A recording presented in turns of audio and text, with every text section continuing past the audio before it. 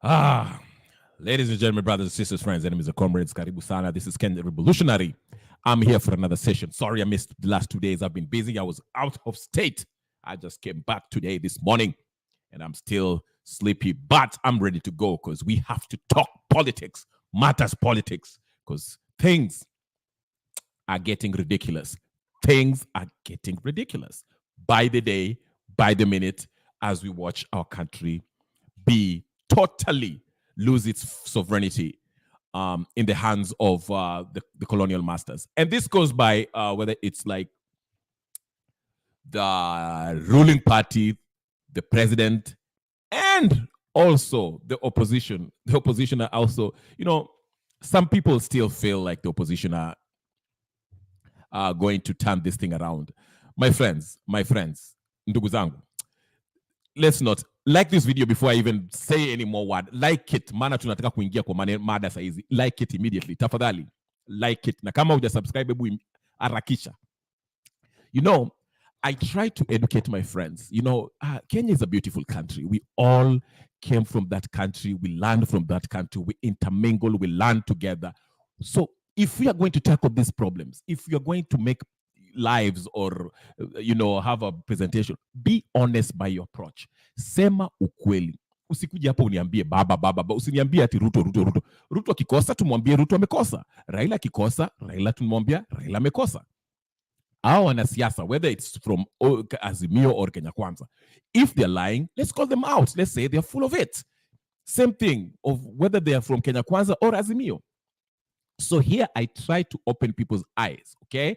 So today or yesterday or whatever the day was, we saw our friends from the Azimio side had a press conference. Hey, what conference? Watch earlier leo about the decision organ which Martha Karua decided not to show up. Tuachane na hiyo. Hiyo sio ndio nasema, sisemi hiyo. Nasema ile ingine. Okay? Ile ingine. Let's get to it. Tuanze kwa wakati. Let's get to it. Aya, ndugu yangu, wacha tuone maneno inafanyika namna gani. All right. Like the video, usisahau, hebu like hapo mara moja, tuendelee tukiendeleanga, okay? Sawa, let me play you what I'm talking about before we start. So ndio upate a background of what I'm talking about, because I've been speaking here and you might be thinking, what are you talking about? So let's start with the senators who walked out yesterday from the Senate wakisema ati Amason King is not giving them enough time to argue the case. Let's go. Let's listen to their cry. Alafu nitarudi niwaeleze nini inaendelea. Sawa basi, haya. Mnataka niweke link nyumba nzima ya Senate katika county ya Nairobi, hoteli ya Aja, ili kuweza kutathmini utendakazi wa bunge hili kwa mihula miwili ambayo imepita tangu tuchaguliwe kama wabunge wa Senate. Na sisi kama wale walio wachache ndani ya bunge hilo tumeondoka kwenye mkutano huo kwa ajili ya unafiki ambao tumeona ndani ya bunge hilo na uongozi wa bunge, haswa afisi ya Mheshimiwa Spika, ya kwamba hatuwezi kuketi kuzungumza masuala wakati ambapo sisi kama viongozi wa walio wachache na walio wachache wote hapa wanadharauliwa na kutosikizwa wakati ambapo tunaibua masuala muhimu kuhusu utendakazi wetu. Na tumeweka wazi masuala mawili muhimu. Jambo la kwanza, katiba ya Kenya inatupa sisi nguvu za kutunga sheria ndani ya bunge.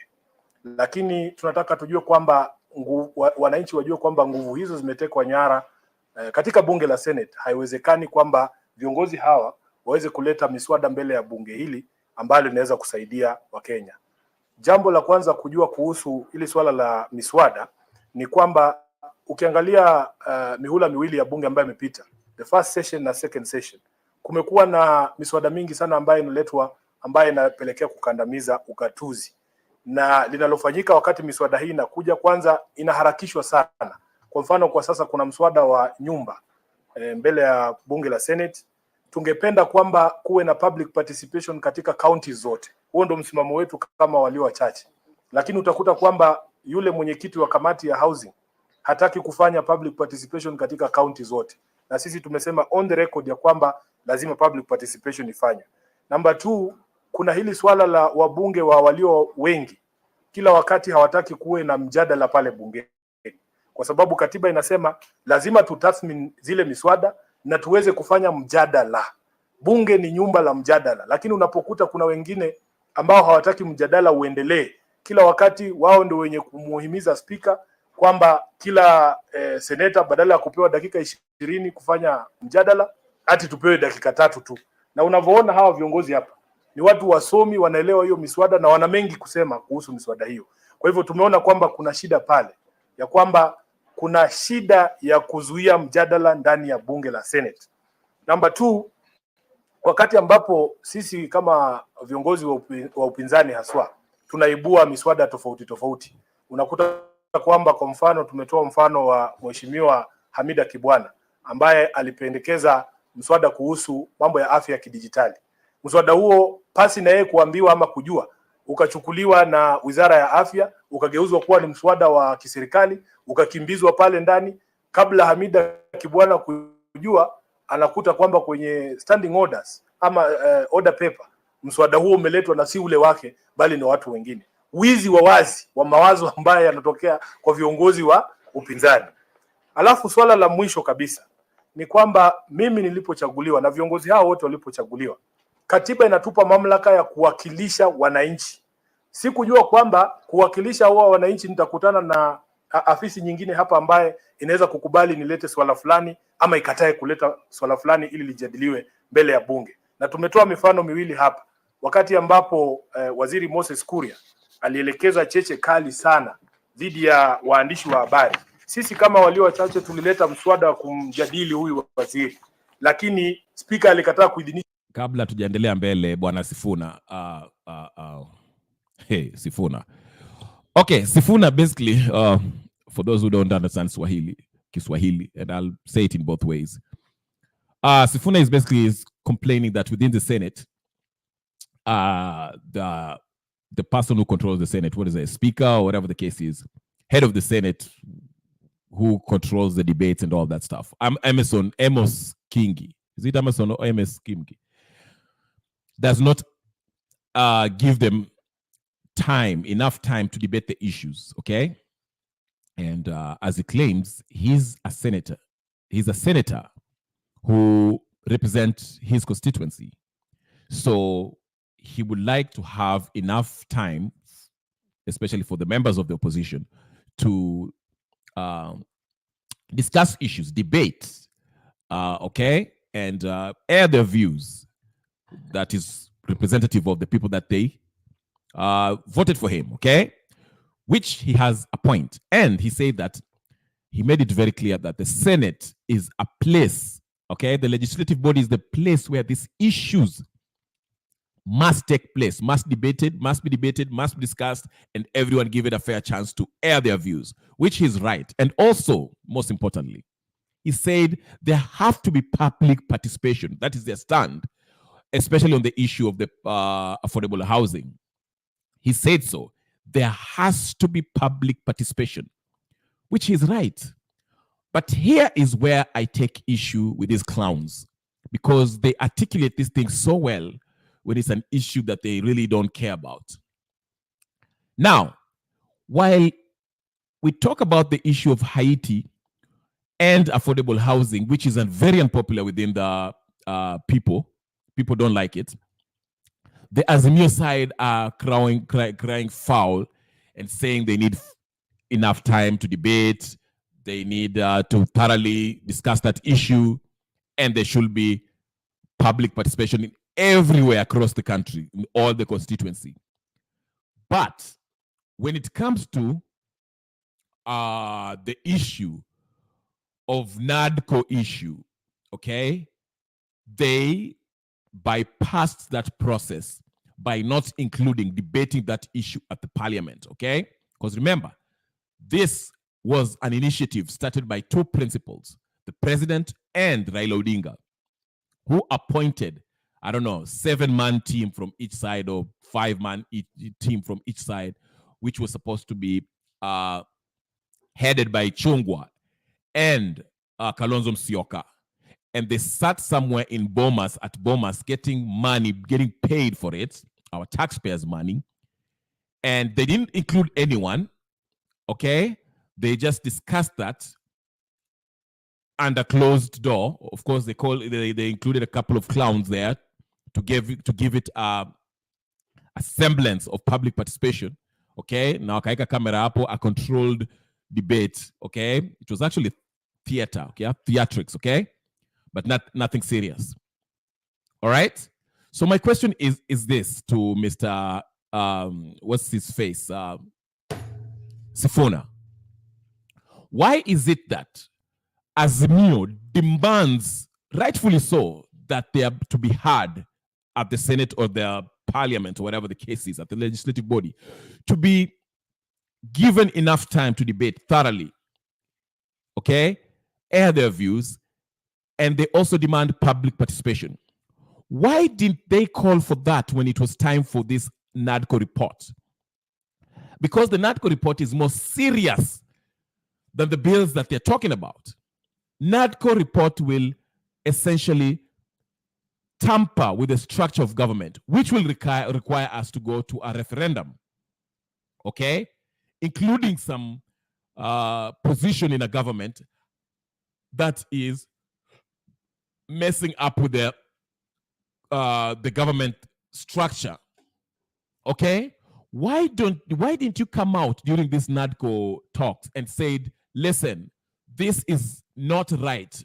We should debate this NADCO proposal at the parliament, okay? Thoroughly debate it, and then take it to Mashinani, to all constituencies, so we can have a public participation, people from the constituency, to discuss it at the constituency level, and then have these senators and MPs vote accordingly. Why didn't they do that? Why did they just choose, okay? Why did Raila Odinga and William Ruto sat down in Mombasa and picked up their panelists and used taxpayers' money to have this thing discussed at Bomas by several senators and MPs, and some not even lawmakers like Kalonzo. Kalonzo is not voted by anyone. He doesn't hold any public office. Nobody voted him in for anything.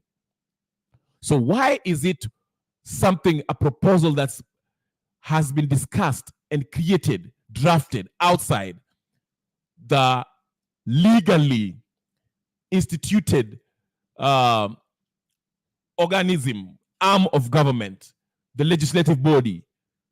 Okay, why do you have this proposal that's made outside the body, created outside the legislative body, being shoved into parliament for it to pass as a law? Don't you see why Justice, what's her name, Mugare Funde, ruled that the NADCO report is unconstitutional, is not anchored in law? Sifuna, why is there a double standard? When it comes to affordable housing, yes, you're making all this noise, but the NADCO report, mnasema ipitishwe, and the judge has already pronounced herself on that matter. Okay? That's the issue that we need to look at. This is why I say, hii ni mchezo wa paka na panya. Let's stop this. Okay? Tuache hizi mchezo. Let's stop it. I'll come back to this Azimio folks. I want to go back to the issue of Haiti. And these things are connected because we saw in the same week that Ruto lost the case against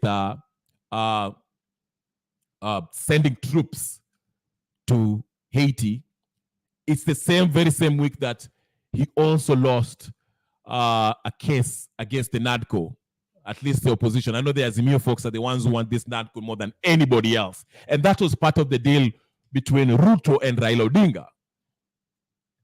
Now, let me take you back. I want to make a bigger point. I always sit here and tell you guys that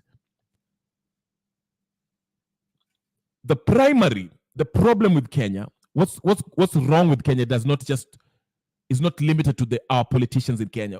They have their ventriloquists who sit somewhere, probably in Washington, DC, or London, okay, or Pentagon, who call Ruto and his minions in the government, including the opposition, and tell them what to do.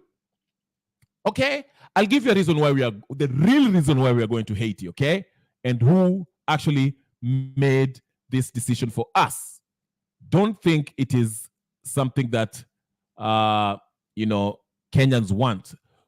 But Ruto defied the law in order to have this actually go on. This is an illegality. We are going to send our police forces to Haiti illegally. I'll show you why. I'll show you for a minute. Okay? Are you ready? Let me play you something that can help you understand what I'm talking about. Tune in. Make sure you like this video. Let me play you this clip that will help you understand that. And the reason why I'm showing you this, number one, Ruto is sending these police forces in Haiti illegally. And I will tell you the reason why. And number two, they will try to do the same thing with the NADCO report. They will try to make it pass illegally, because it is illegal. It is not anchored in law. But let's start with the issue of Haiti first, okay? Because once step by step, tusikimbie, wacha nionyeshe the real reason why this thing is being passed and will be passed, okay? Twende kazi. Let me show you here a clip. I know you might be asking, what am I talking about? Ndio hiyo. Aya. And I'll show you the beneficiaries here. Government is now borrowing per hour. In the last 1 hour, Kenya borrowed roughly 425,000 US dollars. This is the average amount that Kenya's President William Ruto's government is now borrowing per hour. Between September 2023 and January 2024, Kenya secured 11 new loans. These loans are worth 1.5 billion US dollars. This translates to a borrowing spree of 305 million US dollars per month, 10.2 million US dollars per day, and $7,000 per minute. Interest rates on some of these loans is as high as 8%. Kenya's public debt now stands at $77 billion. Here is the million-dollar question. Hands up any citizen of the country who knows exactly what these billions are being used for. Anybody? One of these loans is from the World Bank, 98 million US dollars to be exact. It's for creating youth economic empowerment opportunities. The last time I checked, economic empowerment is the most slippery thing for Kenyan youth. In the time that it has taken me to do this video, Kenyans now owe the World Bank, IMF, and Western banks an additional 14,000 US dollars. This loan slavery is true for most African countries. Must stop. Okay. So there you go. I'm giving you making a connection why we are forced to take up these loans and do whatever we are asked to do by the Western governments. You saw that we owe the IMF, I don't know how many trillions, okay? And not only that, these guys, I'll tell you how it works. I'll tell you, don't worry, I'll tell you how it works. Are you ready? I'll show you how it works. Wait, tulia tu hapo kidogo, tulia tu kidogo. Tulia, I'll show you how it works. And just bear with me. Today we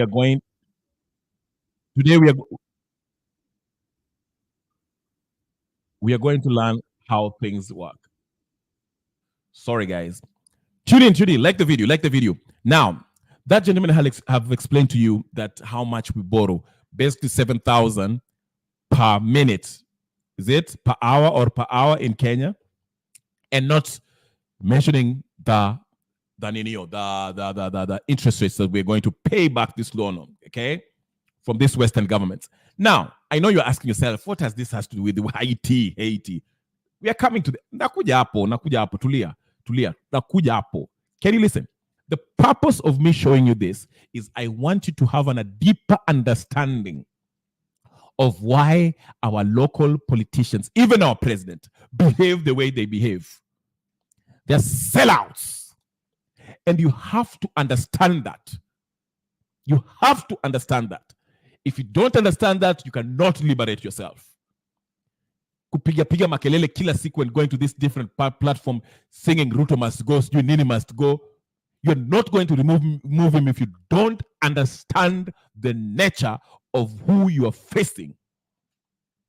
Okay?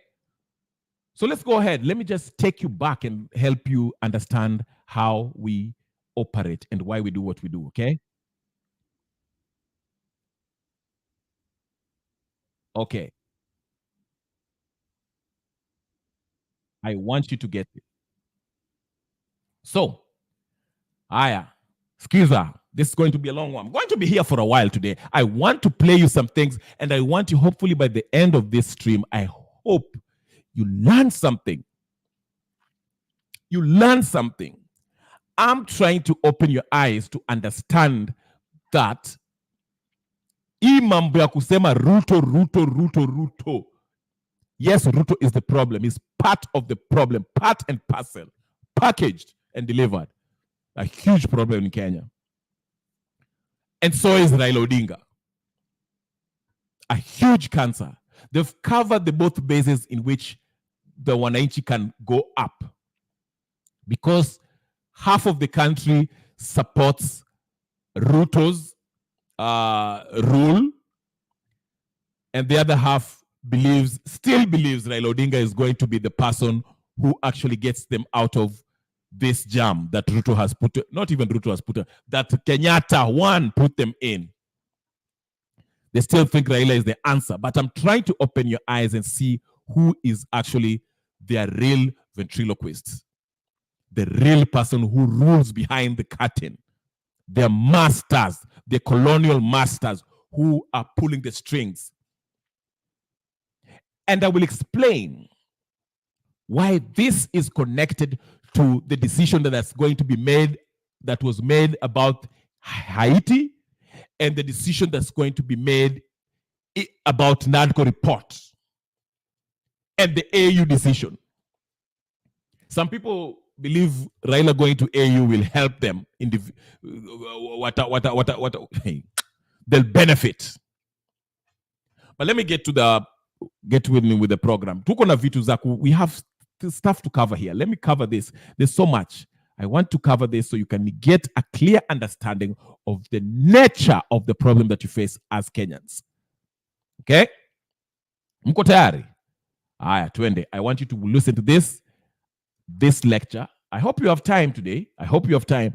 Kama hata usipoangalia in this one sitting, if you're going to watch this on repeat, usipoangalia this in one sitting, chukua popcorn sasa unaenda kulala, weka masikio earbuds na uanze kusikia, and then it will help you understand what's going on. Okay? Haya, sawa, wacha nicheze hizi ndio muelewe sasa. The second one, because this one will help you understand what I'm talking about. Why our leaders are behaving the way they're behaving. Here. This thing goes deeper than Democrats or Republicans. We have to remember that it was John Kennedy and Lyndon Johnson who really took us into Vietnam. They were Democrats. It's the corporatocracy. It's the people that run our big corporations. And so we'll be talking a little bit about that tonight to really try to get at the heart of this problem. And I'm not trying to forgive George Poor. To help you understand what he's saying is that the presidents don't matter as per se, whether it's the president of the United States or the presidents of, because remember, the IMF and World Bank and all these Bretton Woods institutions, they are basically run by big corporations. Corporations have become so big that they've overtaken independent institutions, world institutions, okay? So while these banks, these world banks pretend they give money to governments, okay? Remember, somebody said, whoever wants to control you always gives you money. If they want to control you, they give you money, okay?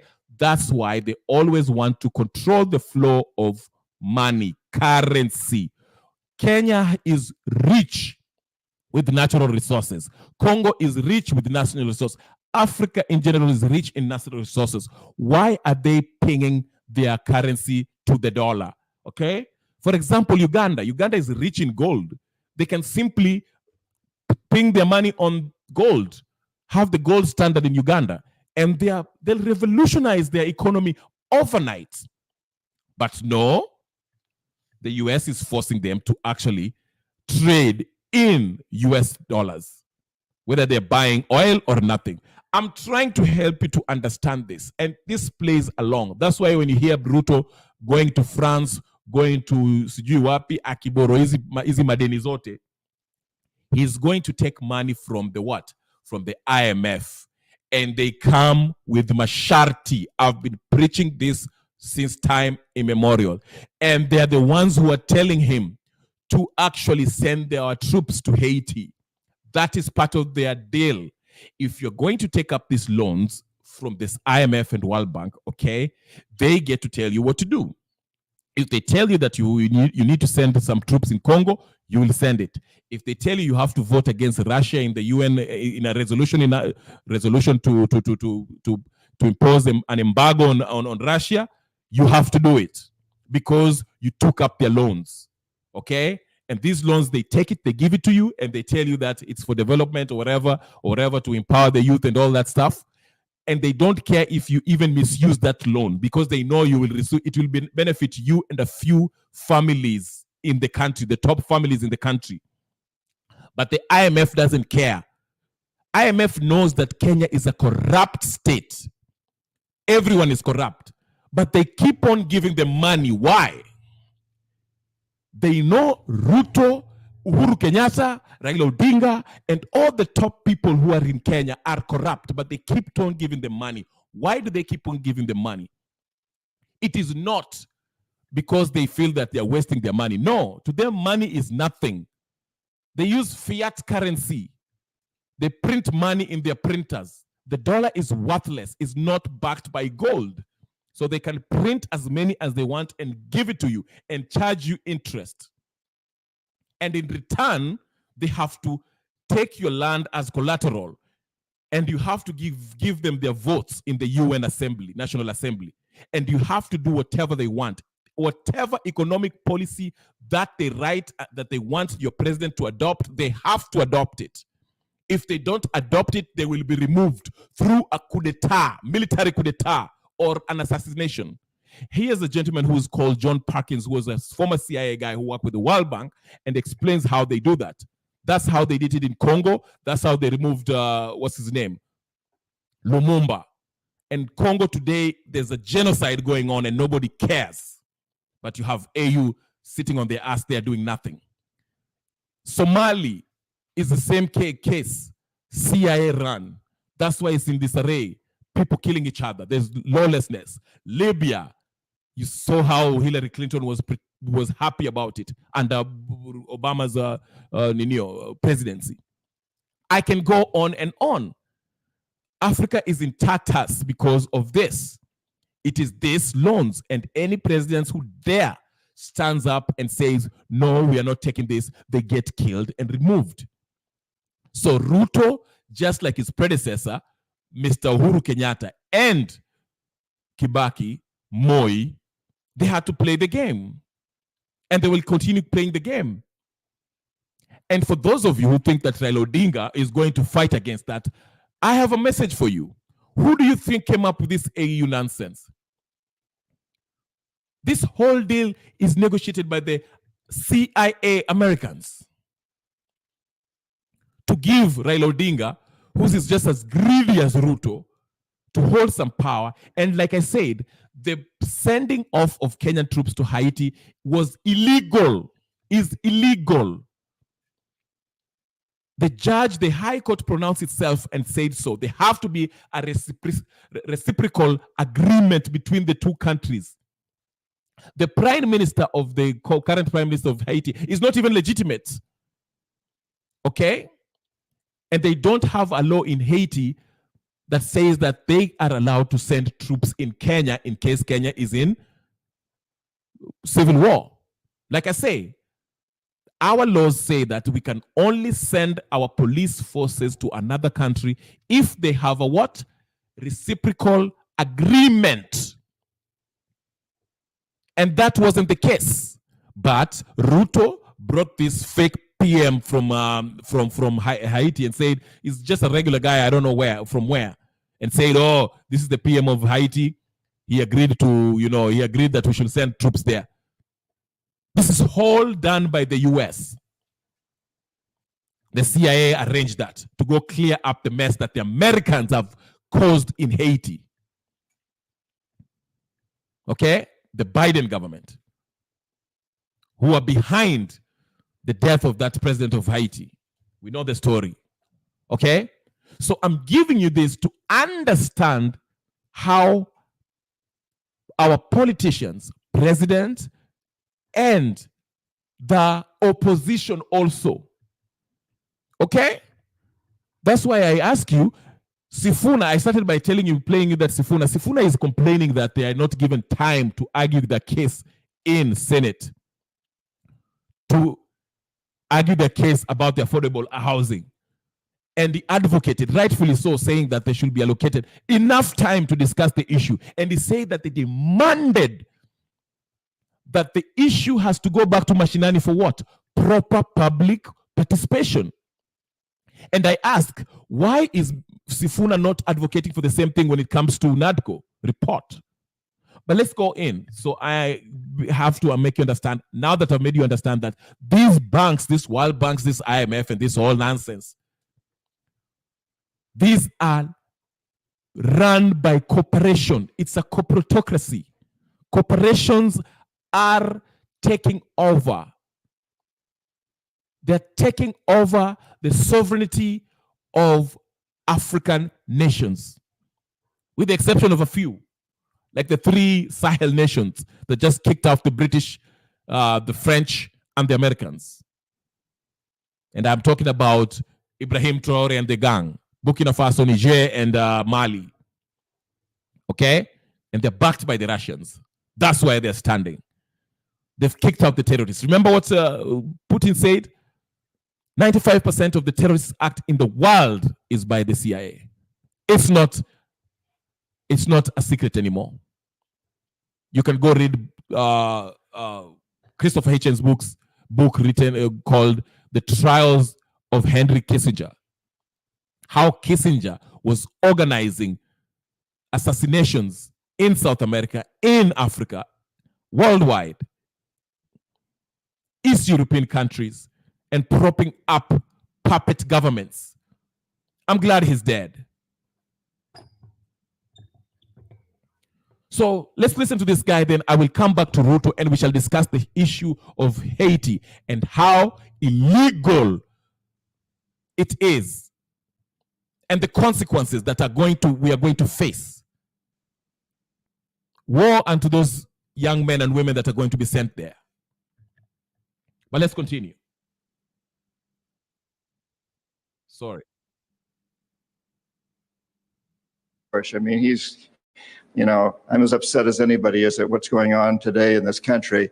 But to just think that will do away with the problem by voting in somebody else isn't going to solve the problem. We've got to go deeper than that. And tonight... Did you hear him? Just because you think voting somebody else will solve the problem, you have to go deeper than that. I'm using his words to relate to the Kenyan context. Most people think that voting in Raila Odinga shall bring any change. No, it won't.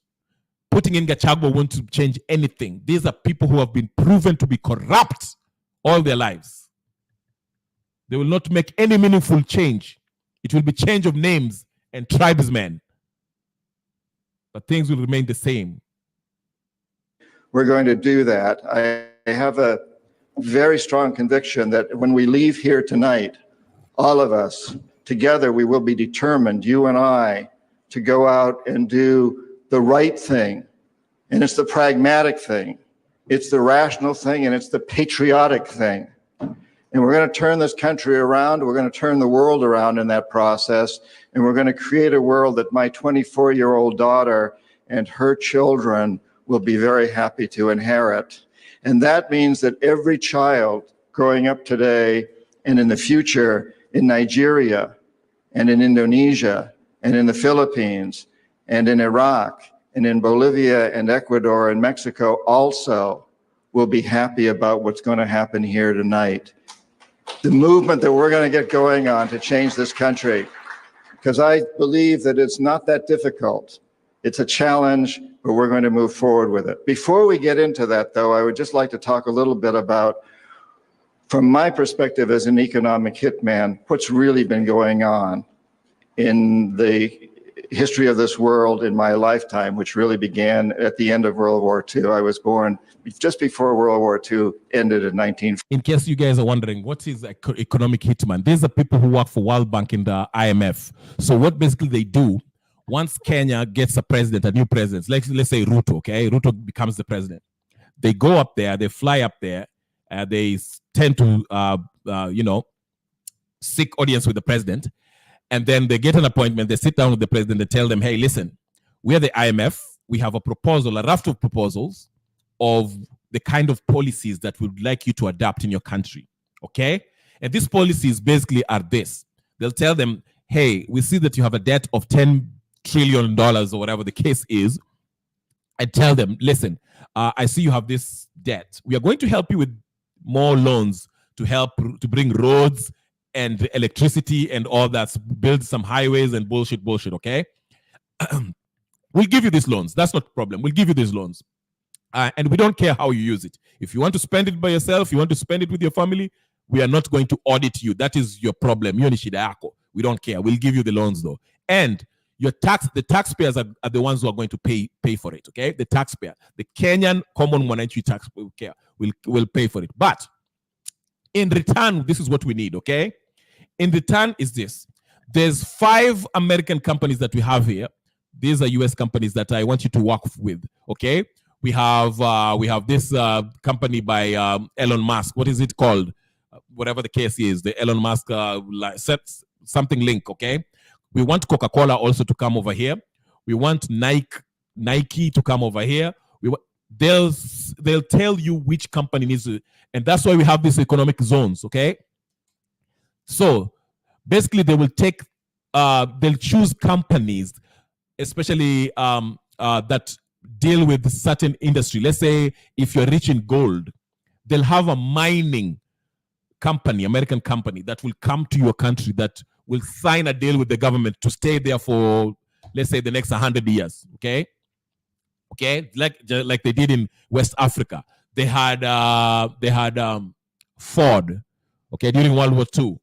You know, they had a deal with Liberia and Ghana and Ivory Coast where they had to take huge land and they were producing rubber for the cars that they were making, okay? So that's the same thing that you have in Congo. That's why you see Elon Musk is in trouble with Congo because of cobalt, the metal that is used to make cell phone and stuff, okay? That is what goes on.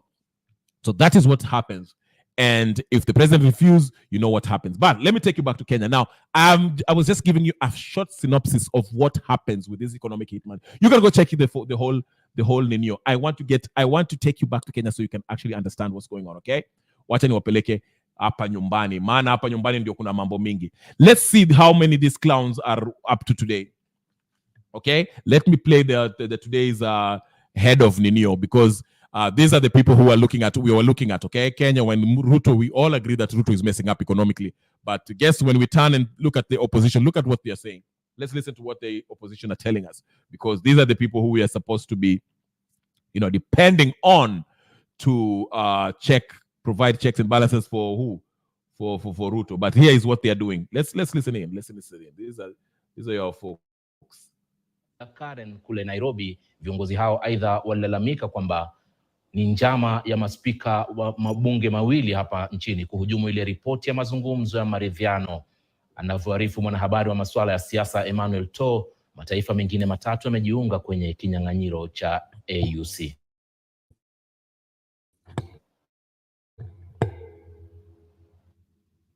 Katika mkutano huo wa vigogo wa Azimio la Umoja One Kenya uliodumu kwa zaidi ya saa 3 katika eneo la Kalonzo Musyoka Command Center eneo la Karen, ndipo inaripotiwa baadhi ya viongozi wa Azimio la Umoja One Kenya waliamua kufunguka kuhusu wenyekiti wa kiongozi wao Raila Odinga, ambaye wamemtaka kuwa macho dhidi ya sheria na Rais William Ruto.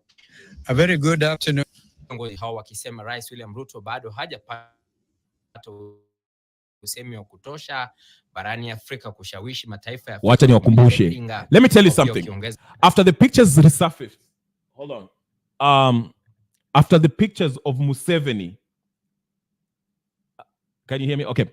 After the pictures of Museveni, Raila Odinga and Kalonzo Musyoka, Museveni, Raila Odinga and Ruto surfaced on the internet and went viral. There was concern through the Azimio faction of the supporters. Most of them, they were voicing their displeasure about Ruto meeting with Raila Odinga and Raila Odinga rubbing shoulders with Aisha Jumwa and all that stuff. Okay, the handshake. They say there was a handshake. So these fools started panicking. Okay, because now everyone wants to bolt out. Most of their supporters, especially the ones who are not, because there are two kinds of Azimio supporters. Most of them, majority of them actually, they are Raila supporters. They are not even Azimio supporters. Wherever Raila goes, that's where they go. Okay? Then there are those who support Azimio and Raila because they feel that that's the only person who can take out Ruto. Okay? So when Raila met with Ruto, with Museveni, the faction of Azimio that were hoping that Raila will be the person to remove Ruto were disappointed that they felt like wamewacha kwa mataa. So it only let the cult following Azimio faction of the group, who actually like Raila, they are the ones who you hear say that Raila mezeeka, wacha aende, he deserves it, he has helped this country for a long time. Those are the people that just like Raila, the person. They don't care about Azimio, they just like Raila, the person. Okay? Now, wale watu ambao walikuwa na hope ati Raila will be the person who will take out Ruto, now they feel like wamewacha kwa mataa. So there was a huge discontent within the Azimio following. A divide was happening, and people started actually looking at Raila as the conman who he is. He's a conman. And they were saying, sisi tutawacha chama. So this is what they're doing. They had an emergency meeting with Kalonzo. You see them here because wamejua ati they are in trouble. So they quickly convened and had this meeting ati wanaita command center hapo kwa nyumba ya nani, huyu mshenzi huyu anaitwa nani, Stephen Kalonzo. So they are meeting there to assure their supporters, especially the ones that were starting to think twice about Raila Odinga. They want to reassure their supporters that no, Raila is still intact. You'll even hear Kioni saying that Raila has garnered the support of the 7 presidents of the region, of Eastern African region, without the help of Ruto. And this dimwit forgets that actually Raila cannot get these votes without the help of Ruto. Okay? This is how stupid these people are. But anyway, so our Shenzi, they realized that the supporters have wamefunguka macho, wanaona Raila ni conman, and they want to jump ship. So Raila mbio akatoka Suba huko, akakimbia aende ninio huko kwa Kalonzo hapo, sijui hiyo inaitwaje, hiyo nyumba ya Kalonzo. And they're calling this press conference to reassure their supporters that, you know what, Baba ataenda AU na he's not going to AU because of Ruto. He's going to AU because Baba is bigger than Baba is an institution. And then he keeps on telling you, by the way, we are still fighting for that cost of living. Iko kwa NADCO report hapo kwa parliament. So we shall going to drive it this week. We shall make sure that we pass this NADCO report because Raila is still fighting for you. And Raila going to AU is still going to help you. Unaona hiyo shenzi wanajaribu kudanganya watu. They don't want to accept. Wanaogopa ati their supporters have realized that they're con men. Wao watu, Oparanya, Kalonzo, they're useless. and their supporters have realized that they have been played. Ndio maana unaona hapo, let me keep on playing so you can hear this the kind of stupidity from this boorish, okay, this boorish imbecilic amnesiacs. Listen to them so you can understand the kind of stupidity that's going on here. Let's start the clip so you can get a clear view of this idiot. Eneo la Karen kule Nairobi, viongozi hao aidha walalamika kwamba ni njama ya maspika wa mabunge mawili hapa nchini kuhujumu ile ripoti ya mazungumzo ya maridhiano. Anavyoarifu mwanahabari wa masuala ya siasa Emmanuel To, mataifa mengine matatu yamejiunga kwenye kinyang'anyiro cha AUC.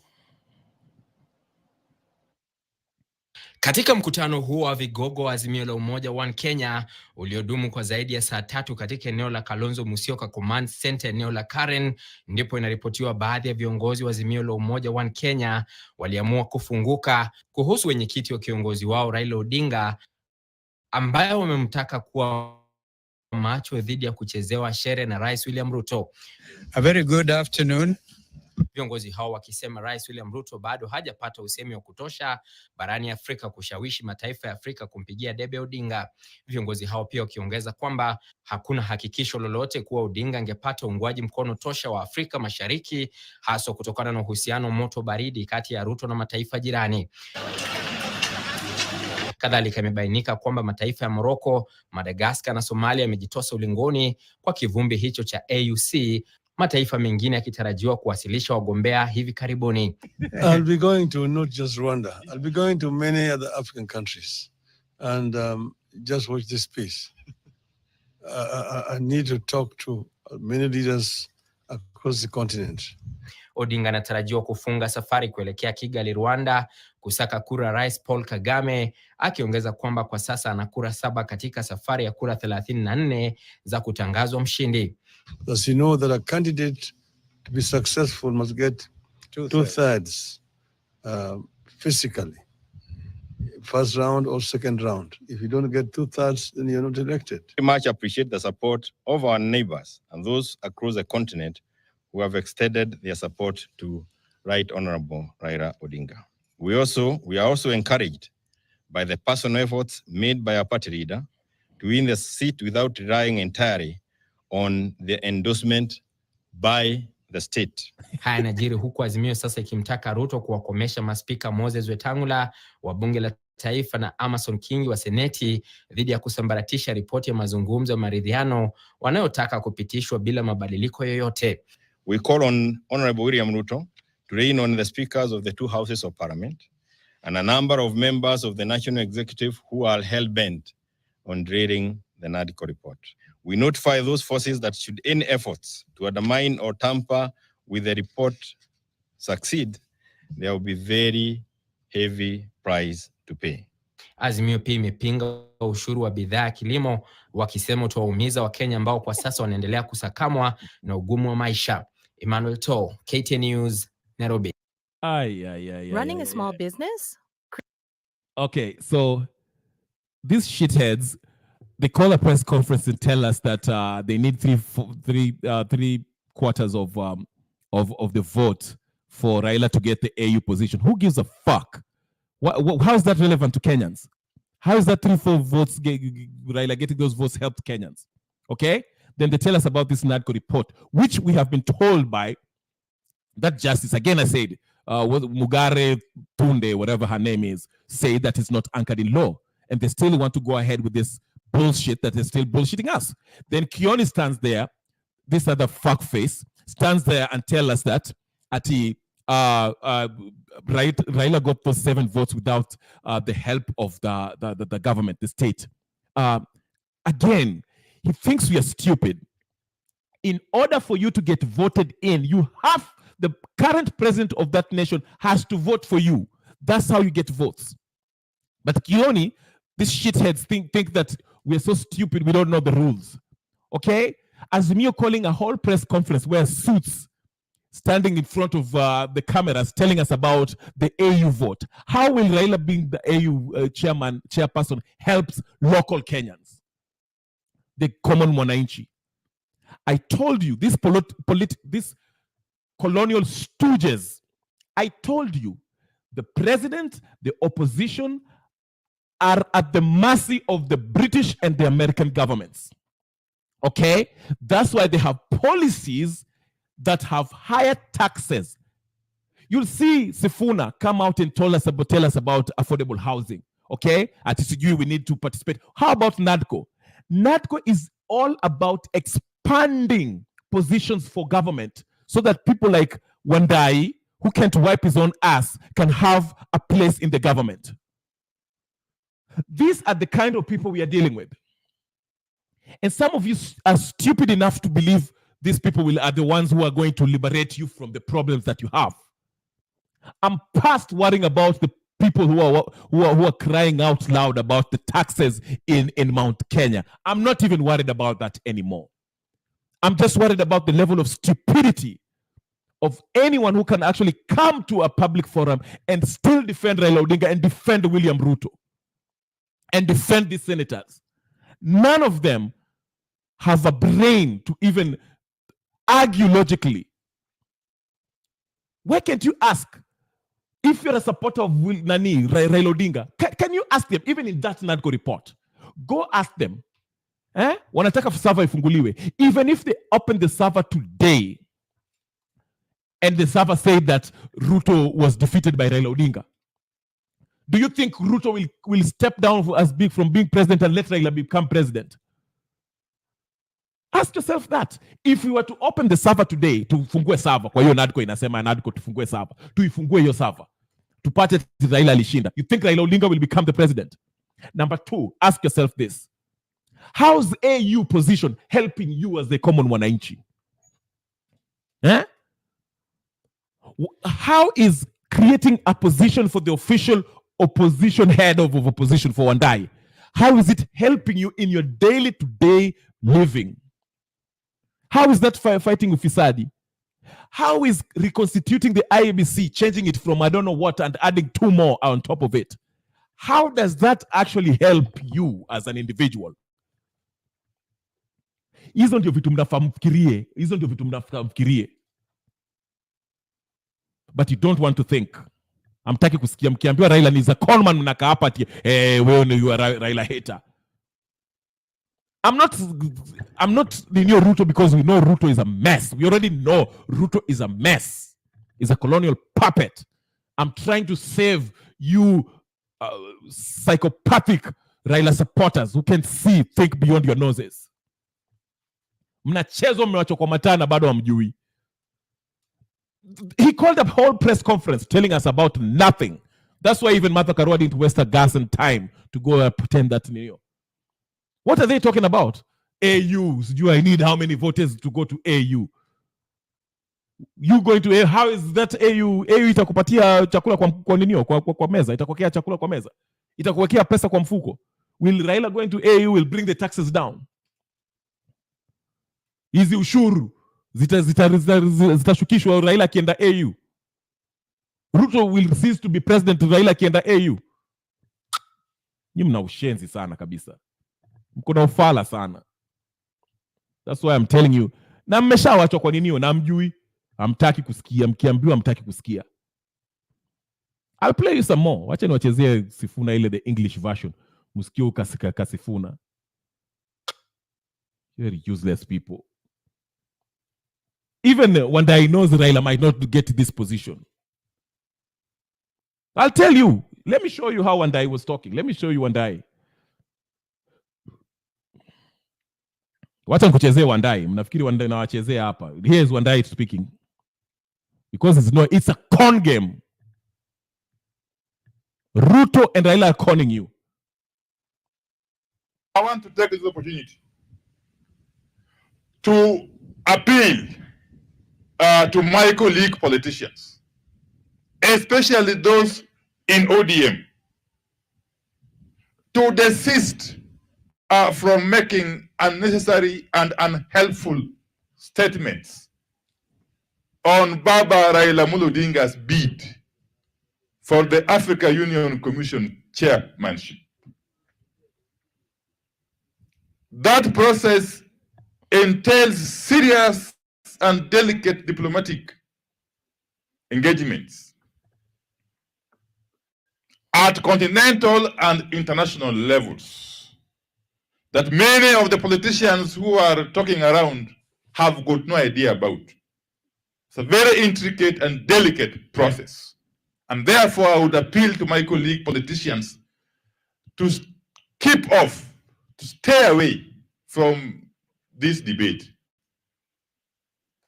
until it comes to its logical conclusion, the process of the election of the chairperson of the African Union Commission. The only people who could be allowed to talk or comment on this matter are, one, the candidate himself, that is Right Honorable Raila Amolo Odinga, and two, the 54 or so heads of state or government in Africa who have a casting vote, who will be voting for the persons who will be vying for this position. Those are the only people who can perhaps authoritatively talk about this matter between now and the time the elections will be held. So this, he knows that the position is not guaranteed about the NADCO position. I told you guys, Raila's first aim is to get the AU position, chair position, whatever the case is. If he fails that, NADCO report is what he's going to fight for. And just like the proposal, the Haiti case, that's why I'm talking about these issues, pamoja, because they're related. The same trick is going to be used on us. Okay? Ruto is sending those guys kinyume ya sheria, but he doesn't care. He's a puppet, colonial puppet. And the same thing they'll do.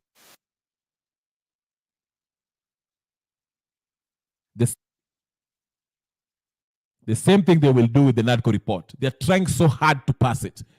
The NADCO report is illegal, not anchored in law. May I remind you? I will remind you, since you are you're interested. I'll remind you that it's illegal. Like the video, acha usisahau. I will remind you that it is illegal. Ndio hii, wacha nikwambie, walishakata hiyo kesi na hiyo kesi inafaa kuisha saa hizi. Ruling.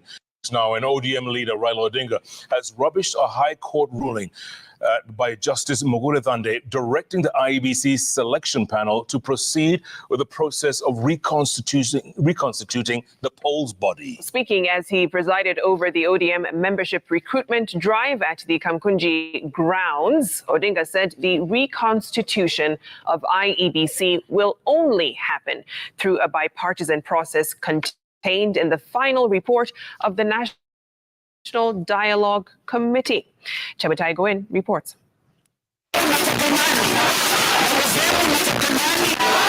With the reconstitution of the polls body IEBC seemingly the next political battlefront, ODM leader Raila Odinga hit out at the court following an order directing the IEBC selection panel to immediately resume the process of reconstituting the commission, saying the political truce between Ruto and Odinga did not veto the constitution.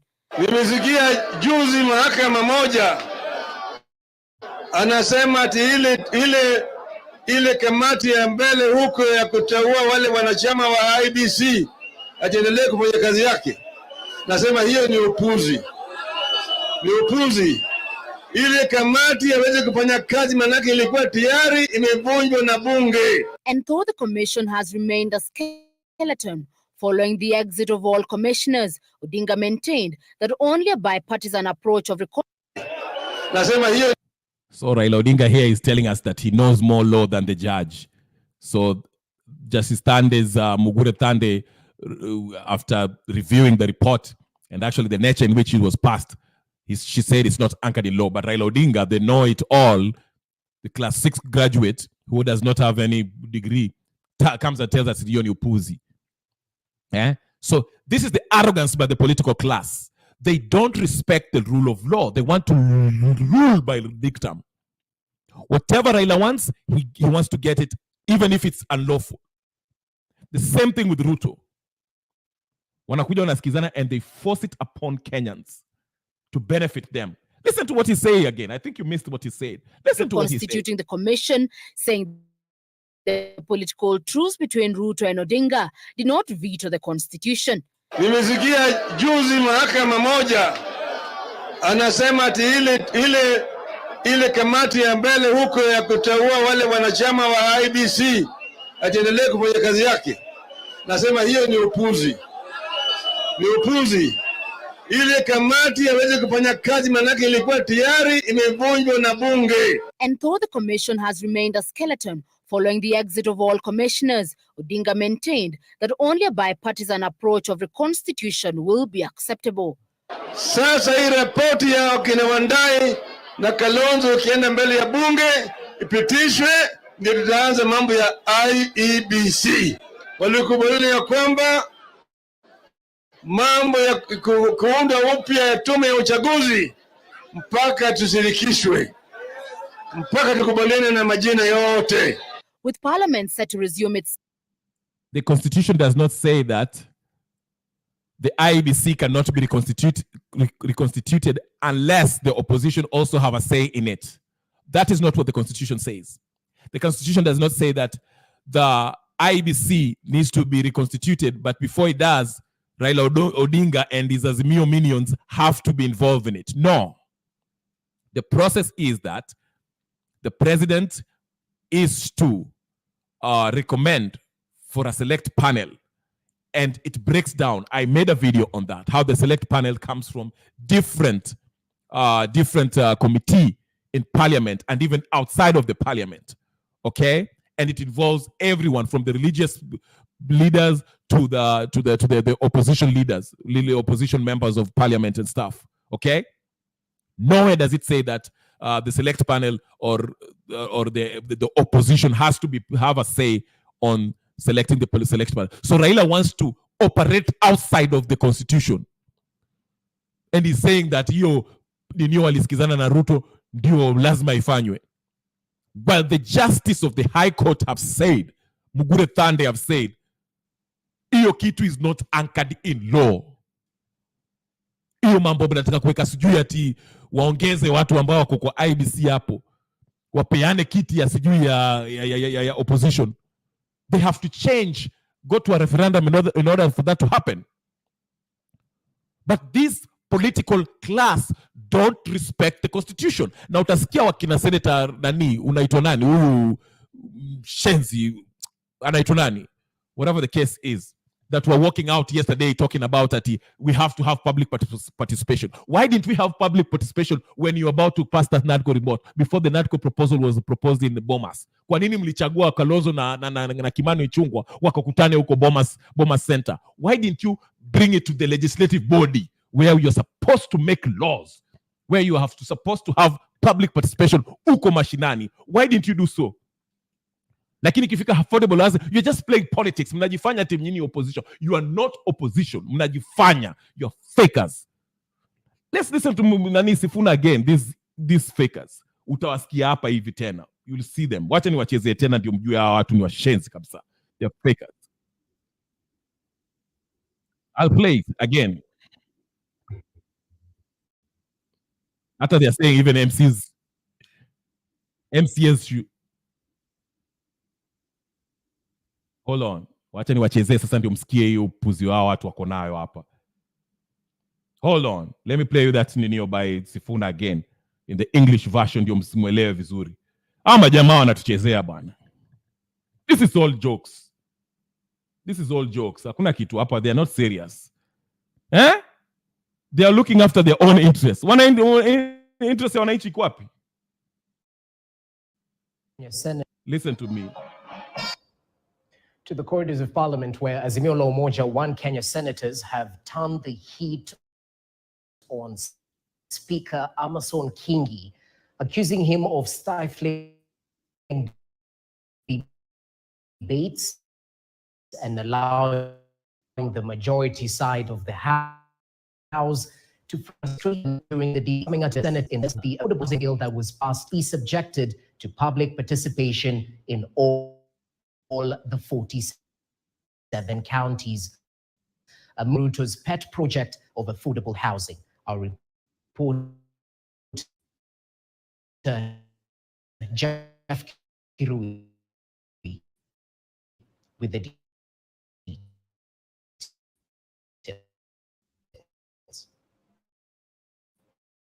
The affordable housing bill before the Senate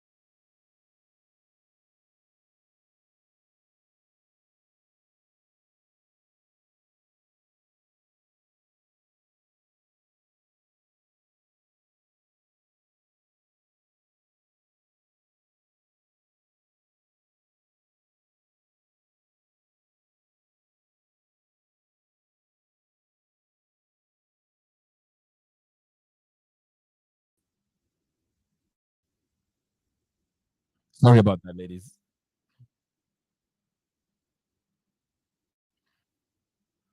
Sorry about that. I had a technical difficulty, but I'll replay the video so you can understand what I was saying. I was just saying this is the hii ni mchezo wa paka na panya. When it comes to affordable housing, these senators came out and say that we should have public participation in every constituency, okay?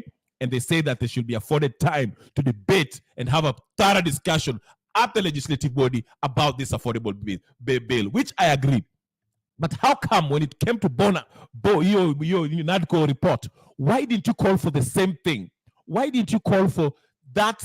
In order for that NADCO report to be legitimate, it should have been debated in parliament by the legislative body, and we should have had proper public participation in every constituency that this man is telling us, just the way that the Senator Sifuna is telling us that this thing should have been in the all constituency. Kwa nini hamkukuwa na hiyo kitu? That's why Justice Mugure Thande said this thing is not anchored in law, because Raila Odinga and Ruto met in Mombasa somewhere and picked up 5 members of each part of their negotiation table, wakakutana Bomas Center, na tunawalipa with our taxpayers money. Some of them are not even legislators. Wakakaa chini hapo, wakaanza kukubaliana ati hii ndio tutachukua, ati tufanye hivi, alafu they'll bring it in parliament and they're saying pass it and make it a law.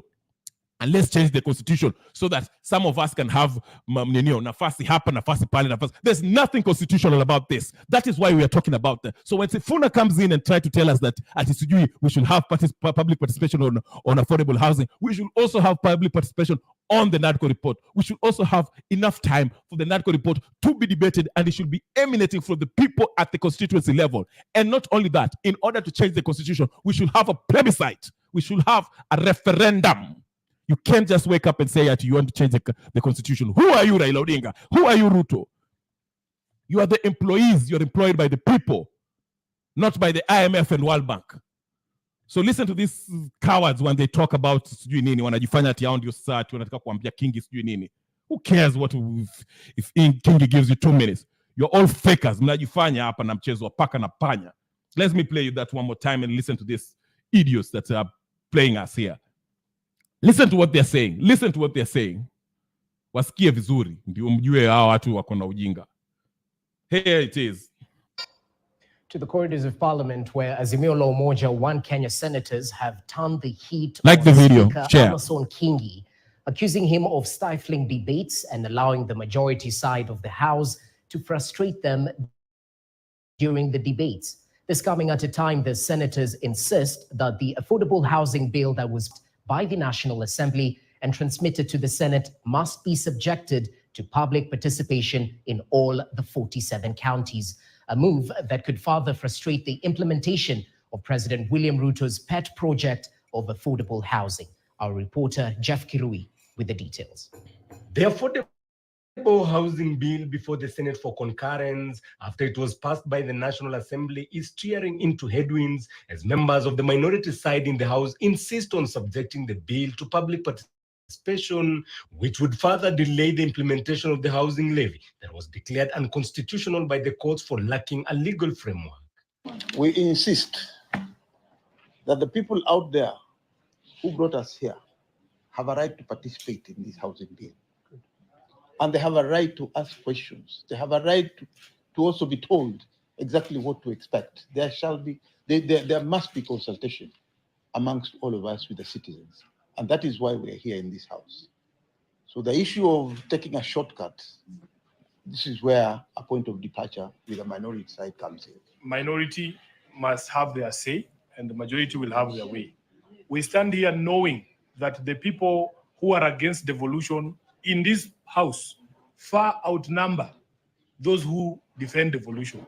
As the whip will tell you, in the minority side, we are only assured of 16 votes to defend devolution. During consideration of the bill, the voice of the people has to be heard. During consideration of the bill, the voice of the representative of the people must be heard. And during debate, they must allow us, although we know we are outnumbered. During the consideration of the debate, while you were talking about the NADCO report, before you even had that report discussed outside of the parliament, that issue should have been brought in the legislative body, not at Bombas, Kalonzo Musyoka, and the rest of the shitheads that were talking about it. That is what we were talking about. That's why the NADCO report is illegal. So you can't have it one way, and when it comes to another affordable housing, it's another way. No. The law is very clear. If you are going to have any bill that comes, especially if you want to change the composition of the parliament, of the structure of government, it has to emanate from the people. You have to have the 47 counties constituency that you're talking about. You have public participation and ask them if they want to change the constitution. Okay, you have to go have that. Why didn't you have that? You just went there, Kalonzo and Raila sitting in a corner, picking 4 people or 5 people from each of their side and discussing that, and that they want to bring it in the parliament. So, Mr. Sifuna, please be consistent. Wacha kutuambia mambo ya sijui nini hapa, wacha ujinga. But I'll let you finish.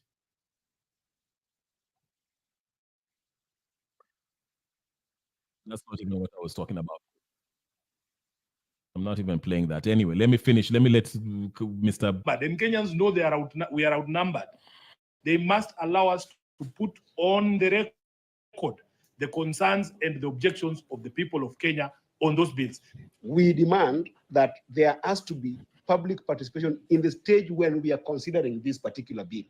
So that we demand that all the 47 counties must pronounce themselves on this bill in terms of public participation of Mwananchi during the time that we are considering this particular I bill. also demand, just like the law demands, that if you want to change the constitution, okay, that NADCO report, you should have participation in every 47 county constituencies, okay? You shall have them.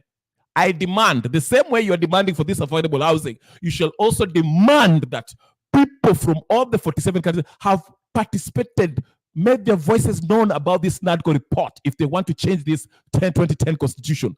Don't go there and get Kalonzo, who does not represent anybody in Kenya, okay? And the rest of the fools who are part of it. That's what I'm saying. You are saying all the right things when it comes to affordable housing, but when it comes to NADCO, hamtaki kufuata sheria, because you want to take a shortcut so you can have that position illegally. This coming even as senators from the Azimio la Umoja alleged bias by Speaker Amason Kingi and members of his panel that they say would likely play out during the debate to consider the affordable housing bill. During consideration of the bill, the voice of the people has to be heard. During consideration of the bill, the voice of the representative of the people must be heard. And during debate, they must allow us, although we know we are outnumbered, and Kenyans know we are outnumbered, they must allow us to put on the record the concerns and the objections of the people of Kenya on those bills. So which one is it? You keep on telling us that you're outnumbered. Otiende Amolo, when it comes to these morning shows every day, he tells us that Azimio is the majority. So what do you mean? What are you talking about? Who is outnumbered? Which one is it? Are you the majority or minority? Because Sifuna is telling us you're the minority. You are outnumbered. Okay? When Otiende Amolo goes to morning show with Kainan, with the Debal, he tells us that we are the majority. Make up your mind. The senators stormed out of a retreat to review the performance of the House, accusing Speaker Kingi of allegedly stifling debate of key aspects of interest to the executive and pushing through unconstitutional bills. If everything we are trying to do, if these members, when they are trying to debate issues, the debate is stifled. Olekina should be the last person talking. This man, when King Charles, when came here, this satanic king of England came to Kenya, Olekina Ledama told us that the British left Kenya better off than they found it. This is coming from this Masai. I don't even doubt if he's Masai. If this is what he said, the British left Kenya better off than how they found it. How dare he? And listen to him. Na amefurisha hiyo mashavu yake kama mahamri ya shilingi sita. Listen to him. If these members, when they try to raise issues, they are not given an opportunity. We have members here who, when they try to submit on any matters, they will not give an opportunity. So we have come here to be able to demonstrate our frustration and to be able to tell the citizens that we represent that there is a crisis in this country. Ni kama kwamba wamepeana instructions kwa baadhi ya wale ambao wanaketi kwenye speakers panel ya kwamba kuna viongozi wa upinzani wakisimama tu kwenye Wacha kata hizo stories za ushenzi. Spare me the bullshit. Ati kama wamesikizana ati wa upinzani. Nyinyi ikifika wakati wa kupiga kura kama ile affordable housing ilifika, mpige kura. Maseneta wengi wa Azimio hamkuonekana, hata hamkukuja huko kwa bunge. Sasa hii ishapitwa, sasa mnaanza kupiga makelele hapo sijui nini. Haya, leo mmekuja hapo, mmejikusanya hapo kwa press conference mkituambia ati sijui bill kama watu Amason Kingi anafaa tupatie nafasi ndio tuongee before bill pitishwe, tujadiliane kwa maneno ya hiyo bill. Sawa basi, mimi nasema hivi, sawa, kama utasema hivyo ni sawa, maana sheria inasema kuwa mnafaa mtengeneze katika yoyote, sheria yote ambayo inataka kupitishwa kwa bunge mpaka watu wajadiliane, wanabunge wajadiliane na hilo jambo lipelekwe wapi? Uko katika constituency, kwa mashinani, watu upate maoni ya watu, ndio ukirudi kwa parliament, bunge, upige kura vilivyo. Sawa, lakini isikuwe tu ikiwa bili ya affordable housing ndio mnafanya hivi. Ndio mimi niko nauliza hivi, mbona hamkufanya hivyo katika ile mambo ya NADCO proposal? Mngeleta hiyo jambo before, hata instead of Raila kukutana huko Mombasa na sijui ule Saguni na sijui nani Suluhu, angemwambia Sifuna, hebu peleka ile jambo huko katika Senate ama kwa committee fulani, wajadiliane katika legislative body, waseme sisi tuna nia ya kufanya nini, kubadiliza katiba. Mbona mkufanya hivyo? Alafu watu wajadiliane, kila mtu arudi huko mashinani huko constituencies hizo 47 wapate maoni ya wananchi. Halafu wananchi wakisema sisi tunataka kubadilisha katiba, mrudi mpige kura, halafu ipitishwe. Kama wanataka IBC commissioner sijui wangapi, endeni mkaulize wananchi huko mashinani. Lakini ikiwa kwa affordable housing, mwasema ati mwataka hivi.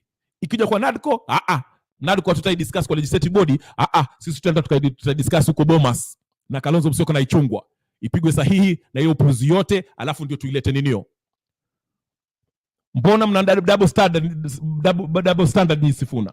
Mko na upuzi nyinyi. Mko na upuzi nyote. Azimio, Kenya Kwanza, mko na upuzi. Okio Mtata peke yake ndio mwanasiasa mwenye maana. Sifuna, usitudanganye. Don't play with us. Anyway, it's been 1 hour, 18 minutes. I'm wrap up. But I want to wrap up with something else. There's a clip of Babu Owino that I saw. You know, I have to pick on Babu Owino. It's I heard him was speaking. I was talking high-powered shit. By the way, for those of you who are wondering about the Haiti case, the ruling on Haiti, go to Waikwa's page in March 2nd. He posted the reason why it's illegal. Like the video. Usisahau ku like the video. Tafadhali like your video ndio Sifuna aone video aache upuzi yake. Sawa? Like video. Hapa ni kusema ukweli bwana. Hawa wanasiasa wanatuenjoy. Whether Azimio ama Kenya Kwanza, wote wako goro moja. Wote. Ndio maana mimi nasikitishwa sana na uchungu moyoni nikiona mtu bado ananiambia ati Raila Odinga kwenda AU akiwa rais sijui chairman wa AU itatusaidia sisi.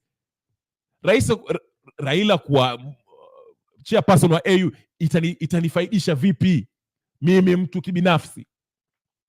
Ni yeye ndio atakuwa analipwa pesa. Alafu sikuja kuniambia ati hapa ati Raila sijui amekuwa kiongozi hapa Kenya for sijui 50 years sijui aende ni sawa sijui nini ashanga. Mimi nauliza hizo siku zote hizo miaka zote vile kwa tuambia ati wafungue sijui sava wafungue sijui nini hizo masijui nini, alafu atuache hivyo ndio huyo aende AU. Nyinyi wa Kenya tuache upuzi.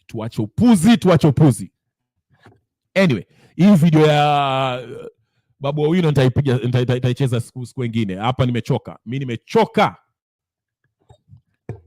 Lakini ushenzi tutauacha. Sifuna, acha ushenzi. Ole kima lekama, sijui nini wewe Masai. Anatumbo kabakuli. Huyu jamaa vile Prince Charles alikuja hapa hivi mbeberu. Akaja hapa kaenda State House. Huyu jamaa alienda Citizen TV akatuambia ati hawa ninio. Hawa beberu vile walikuja waliacha Kenya in a better state than it was when they came in. If there's anyone that should complain, number one is Wamasai. Maana they lost a lot of land, grazing land, and so forth. Nairobi ingekuwa ya Wamasai if it is not for the British coming in 1895 in Kenya. Lakini ujamaa mshenzi utamwona hapo Citizen TV the British nini. Wajua upuzi. Alafu utamwona hapo ndio huyo press conference atoa kifua hapo hivyo na hizo mashuka zake. Ankaka shoga. Ati sijui hatupewe nafasi ya kuongea katika Senate. Even if I give you time to talk utakuwa unasema nini wewe? Sura kaya oparanya. Anyway, ladies and gentlemen, brothers, sisters, friends, and comrades, I'll stop it here. I'm done. Like, share, comment. Kesho nitawaalika watu mkitaka kuingia mwingie, mkitaka kudebate. Sawa, mwendeni hizo ninio zingine mkajadiliane, lakini mimi nawaambia hivi, hizi propaganda machines za hizi channel zingine acheni. It's time for Kenyans to open their eyes and see that we're getting played by the both sides of the aisle. All these politicians. Afadhali nani ndio yajaribu. Ukiwa mtata. I saw Jimmy Wanjigi talk today. I'll play his video tomorrow. Tomorrow I'll play Babu Owino and Jimmy Wanjigi and all the other stuff when I'm talking about something else. In summation, these are the voices of treason in Kenya, as the mother say. There's no reason. They're treasonous. Madeni wanachukua, alafu wanagawanya hizo madeni. They ninio salary zao wanaziweka juu. Sisi ndio tutalipa. Hizo madeni sisi ndio tutalipa.